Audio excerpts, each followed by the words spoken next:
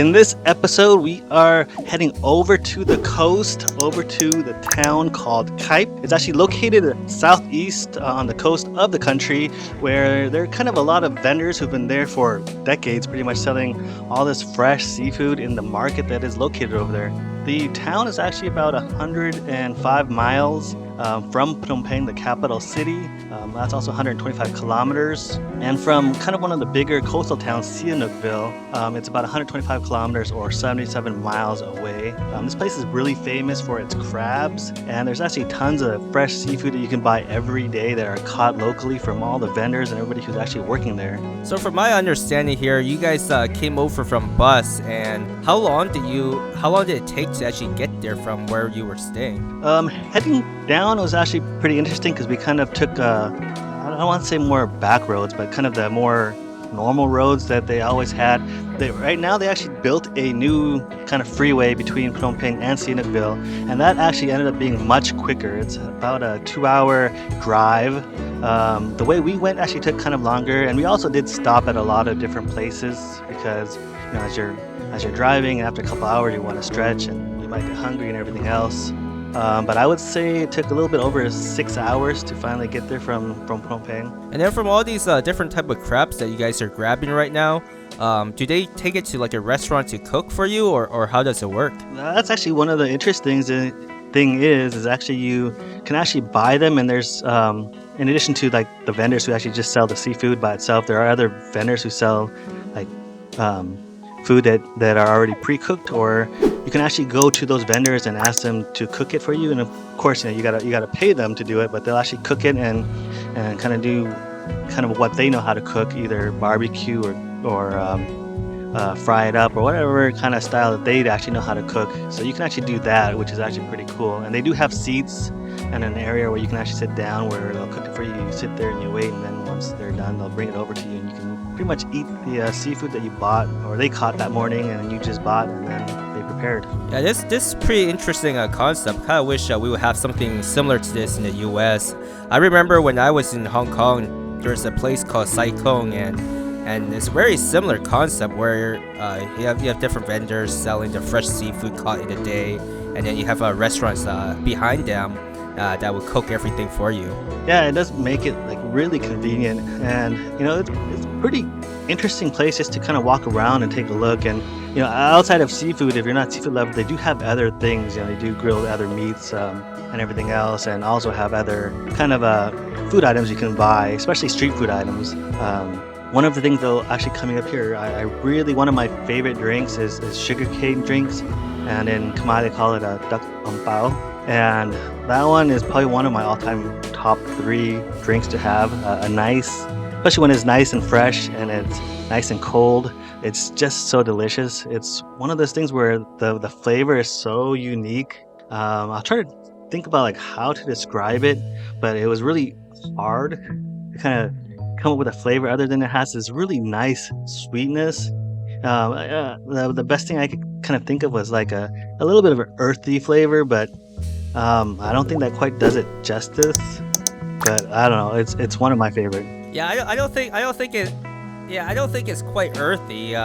It's definitely unique. I know I've had a fresh sugarcane drink many times too, and it's definitely on the sweeter side. If you don't like sweetness, I would stay away from it. But even though on a hot day, I think it's something you just have to try.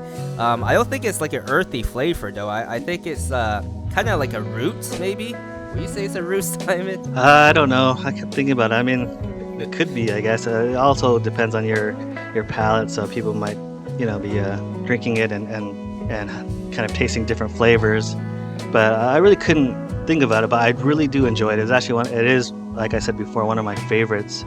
There's something also pretty cool about them is in Cambodia, what people will do, they'll actually cut them into little pieces, bite-sized pieces, and they'll actually just pop it in your mouth, and then you just kind of bite through it and suck all the juice out, and then spit out the pulp after.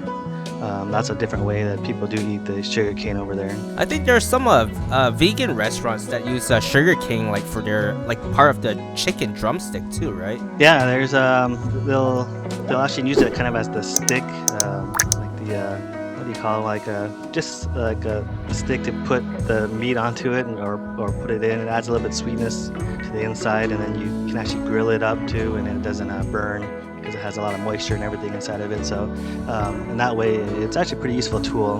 And as you come seeing in the video, one of the things that a lot of Cambodian people do like to do is pretty much almost every kind of tourist place you'll go, or a place where you can stop by, they'll have a place where you can rent a place out that has hammocks and everything that kind of is laid there. And a lot of families will go out and relax and cook food and just kind of spend some time together, kind of enjoying each other's company. So I'm seeing the person here put in different type of sauces. What are some of the popular sauces and flavors that they use for this type of shrimp? I'm not the best in terms of Cambodian cooking, but I know some of the staples are usually kind of the same. Oyster sauce, soy sauce, salt, pepper.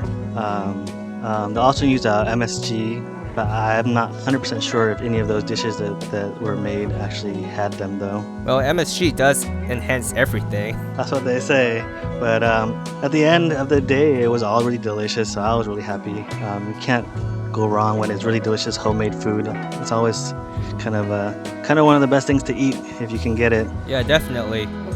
So what are some like unique flavors of this type of crab? I don't know if I've ever had this type before. I think with most crab and kind of seafood in general, it's the sweetness, and that's the part that kind of always comes out. I think there's a sweetness to the meat, and of course the texture of the meat is what makes it different. So this one had a good bite to it, so that made it really nice.